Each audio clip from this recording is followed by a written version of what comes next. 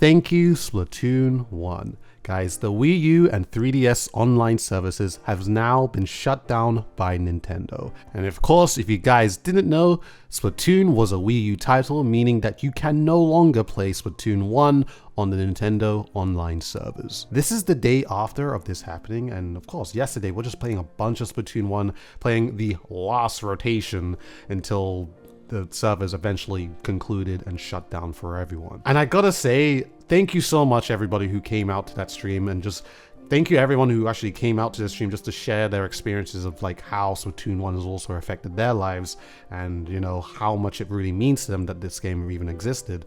Because Splatoon 1, like, if I can just talk about it, was one of those games where it is generally, of course, one of a kind, and it's just the first of its kind as well. If we look into the gaming space of like other shooter games or other like platformers or anything like that, we always look at new ones that come in and they usually have this similar feeling, like they feel like somewhat like another game that we've also played.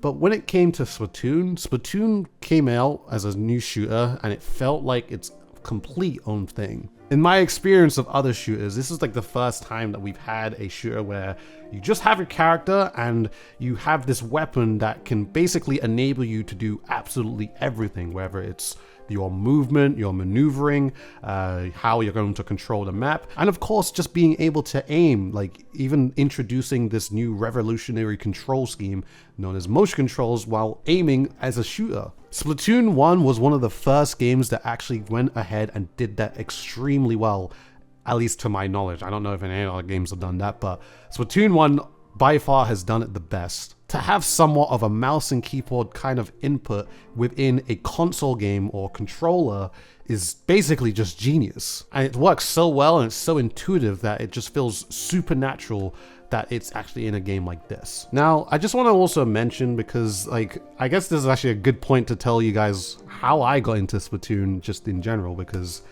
Splatoon really does mean a lot to me. Now, if we were to rewind back at least 10 years ago in 2014, where the E3 Nintendo Direct was being shown, Splatoon was shown within that one Direct. And from that point, I was hooked. And when I say hooked, I was extremely hooked. Like, I was that guy who would go onto YouTube, type in Splatoon, change the filters to upload date, and every single day until this game came out or till the test flight came out, I had watched almost every single Splatoon video just so I can see how this game is played, because I was super intrigued of like how the motion controls were going to actually work. Like, I think I had an Xbox at the time and I would actually emulate just holding an Xbox controller and just like moving it, just thinking, okay, when I get this game, when I get this Splatoon game, I'm going to be controlling gyro like this, like mouse and keyboard, and it's going to feel so fluid, it's going to feel so sick. And by the time the global test fire came out, it felt the exact same way, and I felt like I was already practiced for the game when I had the opportunity to play it for the first time. There's a couple of things that I'll actually never forget, like the time when Game Explain actually showed that first ranked footage when it was on Walleye Warehouse, and they were actually using the Splash Shot Pro.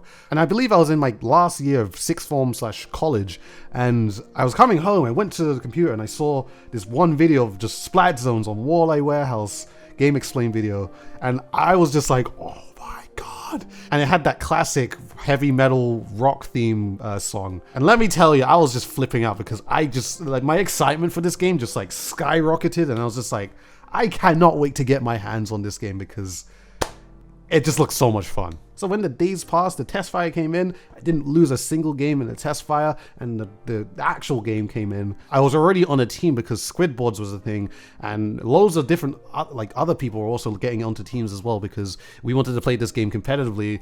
And you know, at that, I mean, I just want to talk about that one moment where it was like the first week, 2 or month of Splatoon, and it's just like a complete new experience, and everyone was just like learning different things about the game like every single day. And it honestly, during that one period of Splatoon 1, it was almost like it was Christmas almost every single day, because it was just like non-stop fun and just like good times of like meeting new people, and just like, it was just the start of a developing community that just had a lot of love for this stupid squid game. Everyone was having fun, everyone was enjoying it.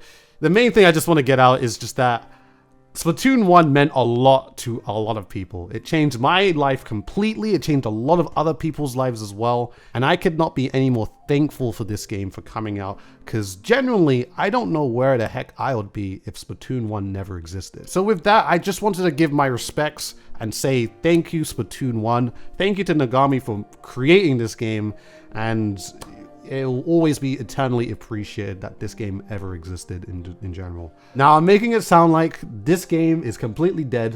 It sounds like a memorial service that I'm giving it, like, oh my god, all right, we're gonna bring it in the coffin, we're gonna put it in the ground or cremate it, whatever. But really, is Splatoon 1 actually dead? And I just want to say that, yes, if you are just going to go on your Wii U and try to play it normally, yes, Splatoon 1 is dead. You can't play it because the Nintendo servers have been shut down. However, there are alternatives which I am going to segue into. A bunch of people, and also I have said myself, that Pretendo is actually an alternative to be able to use the Wii U and its online services as another way to be able to play all those old Wii U games, 3DS games, once again, as the servers have been shut down. Just think of it as Nintendo was a server, but Pretendo is another server.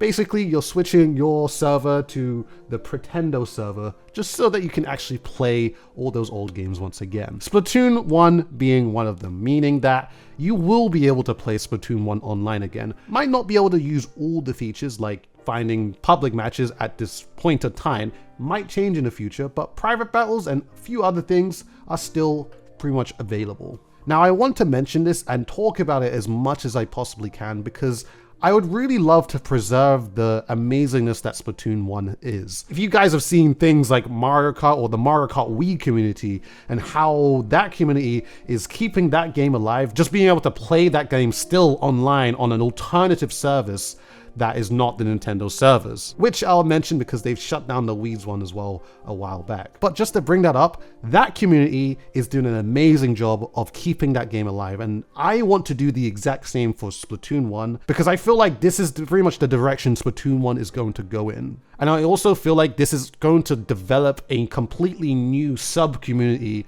of Splatoon, and I really want to be a part of that, and I really want to show people how amazing Splatoon 1 really is, because a bunch of people always come back to this game and they always just utter and just mention that this game is just so much fun. Like Splatoon 2, Splatoon 3, they are very fun, but Splatoon 1 just has a certain kind of charm that is just not like Splatoon 2 and Splatoon 3, where you can't get that same feeling from that specific game, whether it be the lower input response time or how some of the weapons feel in that game compared to the future games as well. So I really want Splatoon 1 to live on despite that, and I really want, as much as you guys, to check out Pretendo if you can get it working. I myself have not got it working yet, but apparently it's really easy to set up. So when I figure out how to set it up for myself, best believe that I'm going to let all of you guys know how to set it up and how you can play Splatoon 1 past the point of it dying, if you know what I mean. So don't throw away your Wii U's. Those now have lots of value, as there are other ways to now be able to play Splatoon 1. So with all that being said, I appreciate you all for watching this video. Thank you again, Splatoon 1. Long live Splatoon 1, and I'm really excited to see how Splatoon 1 actually progresses from this point. So I hope you guys enjoyed, and let's go through this together.